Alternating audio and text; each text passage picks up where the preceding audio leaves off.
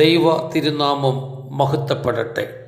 പരിശുദ്ധവും പരിപാവനവുമായ നോമ്പേ സമാധാനത്തോടു വരിക എന്ന ആത്മനിലവിളിയോടെയാണ് പരിശുദ്ധ വലിയ നോമ്പ് ആരംഭിക്കുന്നത്.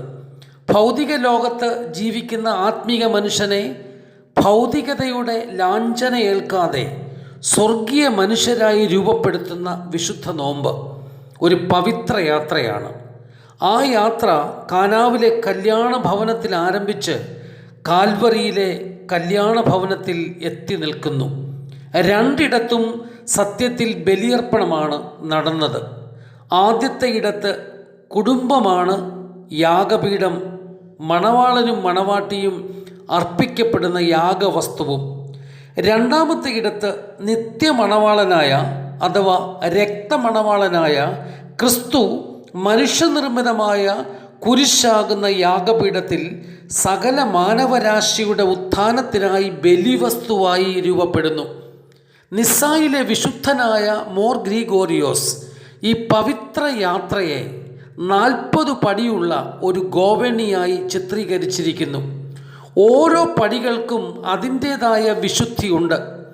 40-ാം പടി കടന്നുള്ള ഭൗതിക മനുഷ്യൻ്റെ സ്വർഗീയ സംസർഗം, രക്തമണവാളനോടൊപ്പമുള്ള നിത്യവാസം, ഭൗതികതയിൽ അന്തർലീനമായിരിക്കുന്ന നൈമിഷിക സുഖവും ആത്മീക സംസർഗത്തിലെ പരമാനന്ദവും തമ്മിലുള്ള വ്യത്യാസം, ഇവയെ ഭക്തന് മനസ്സിലാക്കുന്ന തരത്തിൽ ധ്യാന വിഷയമാക്കുന്ന ചിന്തകളാണ് വിശുദ്ധനായ മോർ ഗ്രിഗോറിയോസിൻ്റേത്.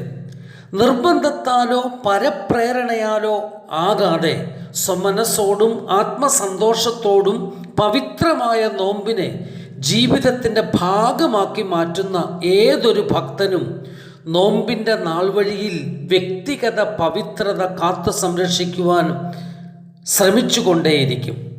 ആദാമിനെ അവൻ്റെ അത്യാഗ്രഹത്തിൽ നിന്നും വീണ്ടെടുത്ത നോമ്പേ, ആദാം നഷ്ടപ്പെടുത്തിയ പറുദീസ അവന് തിരികെ നൽകിയ നോമ്പേ, സ്വർഗീയ സംസർഗത്തിലേക്ക് ഭൗതിക മനുഷ്യനെ ആനയിച്ച വിശുദ്ധ നോമ്പേ, ഞങ്ങളുടെ വംശശത്രുവായ സാത്താനെ ഹനിച്ച് ഞങ്ങൾക്ക് വെടിപ്പും വിശുദ്ധിയും നൽകിയ പവിത്ര നോമ്പേ, സമാധാനപൂർവം ഞങ്ങളിൽ വന്ന് പ്രവേശിക്കണമേ എന്ന് നമുക്കൊരുമിച്ച് ഈ നാളുകളിൽ പ്രാർത്ഥിക്കാം.